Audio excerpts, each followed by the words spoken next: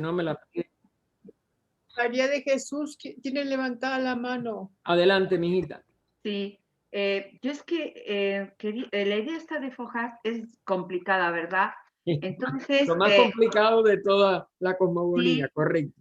por eso, porque yo tenía la idea de que Fohat nacía de Mahat, entonces ya estábamos hablando de la unión del segundo logos con la mente, ¿no? Con esa idea, pero por lo que he percibido en lo que nos has explicado hoy, Fohat está en la seidad, o sea, está antes de la manifestación del primer logos inclusive.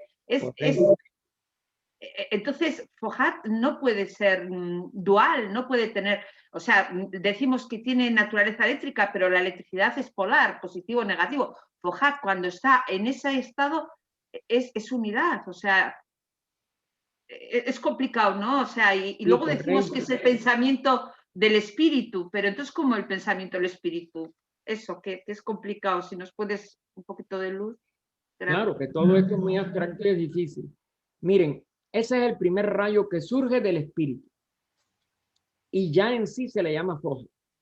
Pero cuando él empieza a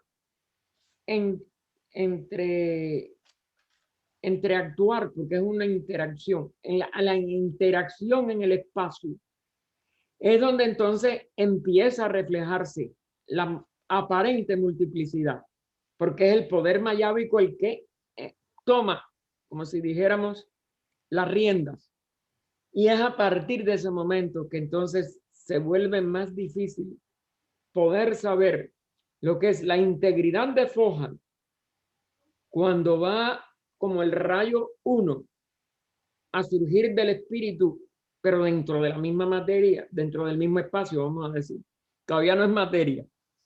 Y poder hacer que ese padre-madre exprese un universo. Es uno de los misterios que solamente conociéndonos a nosotros mismos yo creo que se podría completamente dilucidar. Esto es difícil, esto es muy difícil para la mente, porque en realidad no tiene realización posible, a mi entender, en la mente. El ser humano tiene que entrar en sí mismo y comprenderlo dentro de sí, porque el espíritu se tiene que descubrir a sí mismo dentro de uno mismo. Y nosotros obviamente somos personalidades. No podemos descubrirlo mientras nosotros no logremos, primero, como si dijéramos, sujetar la personalidad y después pasar el control de la personalidad a la tríada superior y entonces la verdadera vida, la verdadera voluntad en nosotros, porque vida es todo, es que no hay nada que no tenga vida. Cuando Atman puede de verdad hacer la síntesis de la tríada superior y, como si dijéramos, completar su expresión en el septenario inferior, pero ya como su obediente sirviente, porque nosotros ahora somos los esclavos de nuestra personalidad y le entregamos a los deseos la verdadera rienda, porque no es ni tan siquiera el intelecto. El intelecto en personas muy intelectuales parece que es lo que domina, pero en el fondo es el deseo de figurar como un gran hombre, el deseo de figurar como un importante ser humano separado. Y mientras eso está en nosotros, mientras nosotros no hagamos del deseo la voluntad superior, porque hay que transmutarlo. El problema es que el deseo es el reflejo del principio búdico y es superior a la mente. Y sin embargo, se hace un esclavo de la mente porque la mente nos lleva a los deseos. Y nosotros somos esclavos de nuestros deseos y de la mente, que establecen como un juego de ping-pong. El deseo se lo tira a la mente se lo tira al deseo. ¿Se dan cuenta? eso hay que transmutarlo. Y se transmuta nada más cuando Buddhi logra dominar como vehículo de Atman, porque el Buddhi, ahí donde está su función dual, a una mente que ha dejado de prestar atención a lo de abajo y aspira por devoción, por servicio, por amor. Eso es lo que va limpiando nuestras vestiduras, nuestra personalidad. Y entonces logramos hacer que la mente no se conforme con otra cosa que no sea la verdadera sabiduría, la verdadera unidad, el amor expresado ya como Cupido, pero no hacia algo inferior, sino hacia sí mismo, el descubrirse uno, el autodescubrimiento. Y entonces el ser humano deja de ser el juguete de la mente y de los deseos a la vez y se transforma, porque es una transformación interna, en el rector de su inteligencia y del sentido de unidad que en Buddhi él realiza, porque empieza no a descubrir la vida por los cuerpos, sino se pone en relación con la vida a través de su propia vida y por eso se da cuenta que son una. La unidad nada más que se establece en el nivel búdico.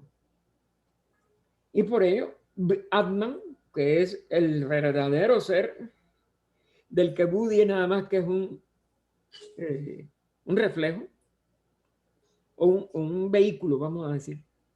Buddhi es vehículo de Atman. Restauran la unidad del ser que está buscándose a sí mismo. Pero mientras se busca allá afuera, mientras se busca en un título, mientras se busca en una ambición, mientras se busca en un deseo, cualquiera que sea, no está entrando en poder descubrir quién es a la vez, porque eso se descubre como una integridad. Se descubre que el deseo no es válido, que es la voluntad átmica expresándose a través de Buddhi y por tanto iluminando a Manas, que es el único que sigue siendo un principio superior. Pero todo lo de abajo queda muerto. Es decir, abandonado. No quiero decir muerto. La palabra muerte no existe en la vida total. Pero entonces la tríada superior nada más que maneja los tres principios en su pureza. Pero Manas, sirviendo a los cuerpos y a los deseos de aquí abajo, se convierte en un esclavo. Y es la mente que nosotros tenemos que después limpiar. Porque fíjate, la mente es un principio divino y nosotros la ensuciamos con nuestras ambiciones, con nuestros deseos. Pero el deseo y todo eso pertenece así a ciertos niveles y estratos de los vehículos inferiores con forma. Pero la mente no, y la mente que tú emplees mal, tienes que pagar. Y la tienes que redimir.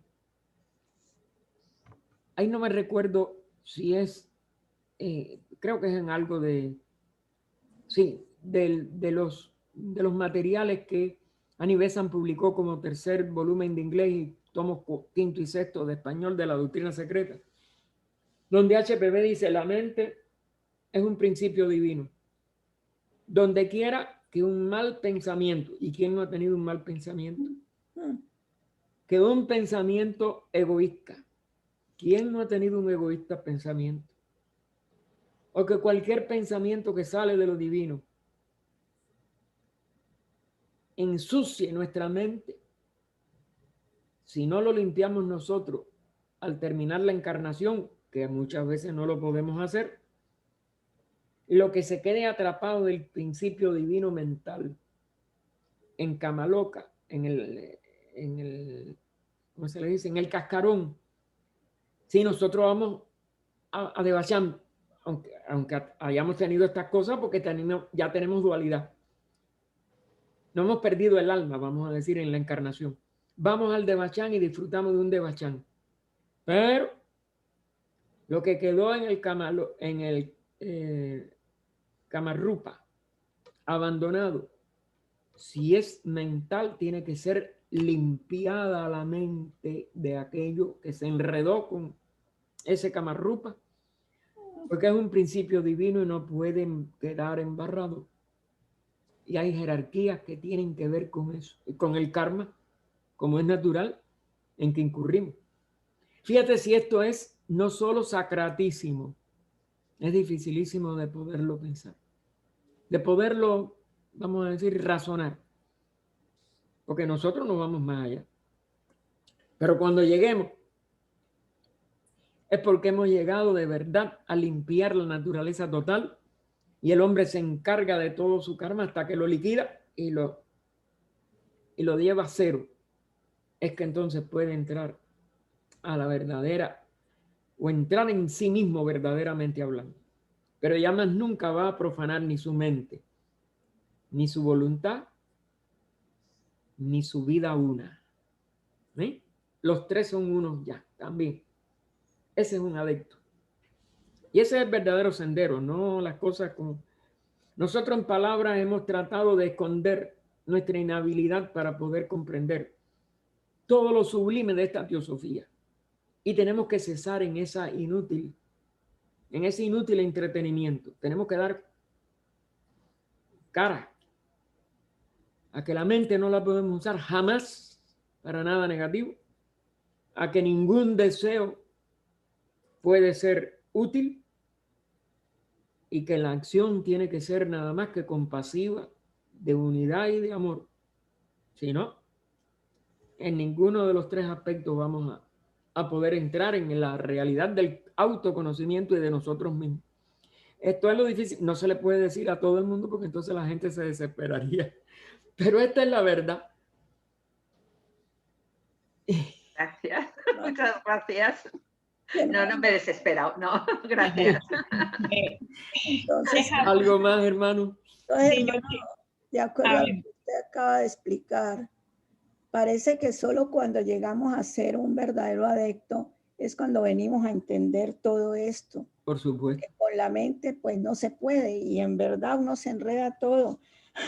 El FOAD entonces está como en esencia antes de entrar en función.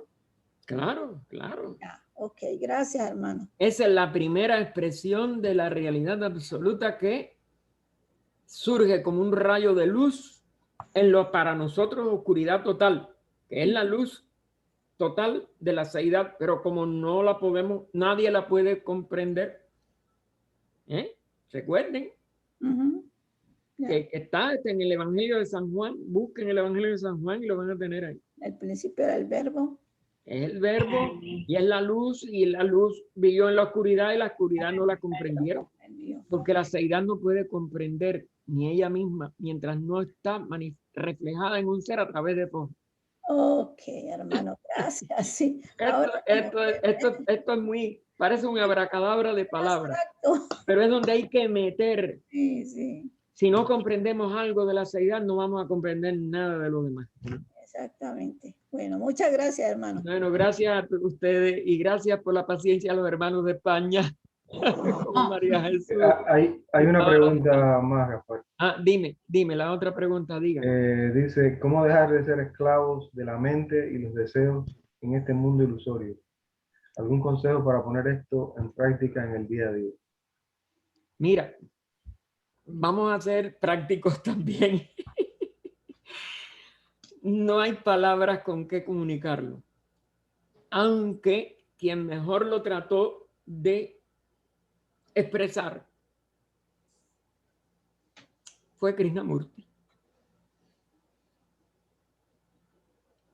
Les invito a que busquen. Está publicado un fragmento, por lo menos. No sé si ha aparecido. Estamos tratando de buscar la grabación completa, es decir, la transcripción de la grabación completa que Rada llevó a los teósofos cubanos en 1987 en su primera visita y que él mandó a grabar y que se puede titular La Presencia, donde él habló de la presencia. Eso nada más que fue lo que le facilitó a él poder llegar a lo que él llegó y lo que él hizo en 70 años. Y aún su cuerpo que había sido preparado, ustedes saben cuánto sufrió. Los que hayan leído las noches, el proceso de él, que no pudieron interpretar nadie a su alrededor, ninguno de los ocultistas que le rodeaban, se dan cuenta de la magnitud de aquello. Búsquenlo y verán que no hay consejos prácticos. Es poder limpiarnos y poder limpiarnos porque estamos muy sucios. Y no es posible que lo sucio pueda llegar a esa presencia. Sí podemos empezar tratando de los que reciben el pensamiento diario que viene de España a través de Joan Love y que le ha tomado de las obras completas de Krishnamurti. Búsquenlo, búsquenlas. Y los que no reciban esto me lo pueden dejar en el chat y nosotros lo incorporamos si alguno de ustedes no lo recibe. Y allí ustedes verán que el pensamiento sin palabras, el pensamiento puro, es lo único que lleva a ese autodescubrimiento.